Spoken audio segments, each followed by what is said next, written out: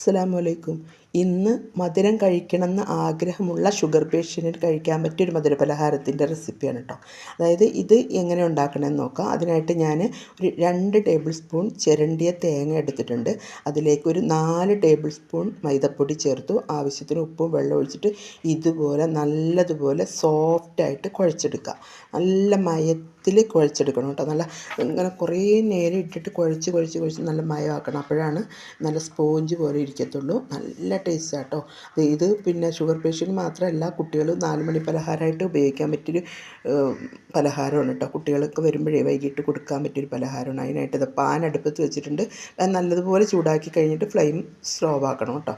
എന്നിട്ട് വേണം അത് കൈ കൊണ്ട് ഇതേപോലെ തിന്നായിട്ട് നിരത്തി കൊടുക്കണം. വളരെ തിന്നായിരിക്കണം. അങ്ങനെ നല്ല തിന്നായിട്ട് നിരത്തി കൊടുത്തതിന് ശേഷം അതിൻ്റെ മുകളിലേക്ക് നമുക്ക് വെക്കേണ്ടത് എന്താണെന്നറിയോ? പഞ്ചസാരയോ ശർക്കരയോ ഒന്നും ഇതിനകത്ത് ചേർക്കണില്ല. നമ്മൾ ചേർക്കുന്നത് നാടൻ പൂവമ്പഴമോ അല്ലെങ്കിൽ ഞാലിപ്പൂവമ്പഴമോ അങ്ങനെയുള്ള എന്തെങ്കിലും ചെറുതായിട്ട് കട്ട് ചെയ്ത് നൈസായിട്ട് വട്ടത്തിൽ കട്ട് ചെയ്യുക. കട്ട് ചെയ്ത് അതിൻ്റെ മുകളിലൂടെ ഇതുപോലെ നിരത്തി കൊടുക്കുക കേട്ടോ.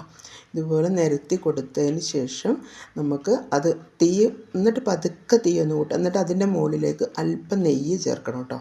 നെയ്യാണ് ഇതിന് നല്ല രസമാണ്. നെയ്യ് ചേർത്ത് ഉണ്ടാക്കി കഴിഞ്ഞാൽ വെളിച്ചെണ്ണയിലും ഉണ്ടാക്കാം. നെയ്യ് ഇഷ്ടമില്ലാത്തവർക്ക് അത് അവോയ്ഡ് ചെയ്യുക, സ്കിപ്പ് ചെയ്യുക. എന്നിട്ട് നമുക്ക് വെളിച്ചെണ്ണ ചേർക്കാം കേട്ടോ. പക്ഷെ ഞാൻ ഇതിനകത്ത് നെയ്യാണ് ചേർത്തേക്കണം. നെയ്യ് ഒഴിച്ച് നല്ലതുപോലെ മൊരിയിക്കണം. അപ്പുറവും ഇപ്പുറവും മറിച്ചിട്ട് ഇതുപോലെ എന്നിട്ട് മടക്കി കൊടുക്കണം. ഇതുപോലെ 2 മടക്കാക്കി കൊടുത്തതിന് ശേഷം 2 ഭാഗം ഒട്ടി വരും. നല്ല അതിനകത്തിരിക്കുന്ന പഴമൊക്കെ നല്ല മെൽറ്റായിട്ട് നല്ല മധുരമായിരിക്കും കേട്ടോ. ഈ അപ്പത്തിന് ഇത് പിള്ളേർക്ക് വൈകിട്ട് വരുമ്പോൾ കൊടുക്കാൻ പറ്റിയൊരു 4 മണി സ്നാക്സുമായിട്ട് ഉപയോഗിക്കാം.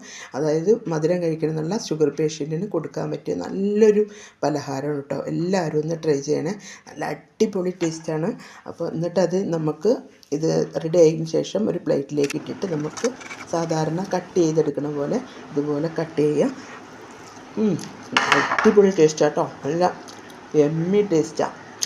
തിന്നിട്ട് നല്ല മധുരവും നല്ല രുചിയും നെയ്യിൻ്റെ ടേസ്റ്റും തേങ്ങയും എല്ലാം വെച്ചപ്പോൾ നല്ല അടിപൊളി ടേസ്റ്റാണ് കേട്ടോ. എല്ലാവരും ഉണ്ടാക്കിയിട്ട് അഭിപ്രായം അറിയിക്കാൻ മറക്കരുത്.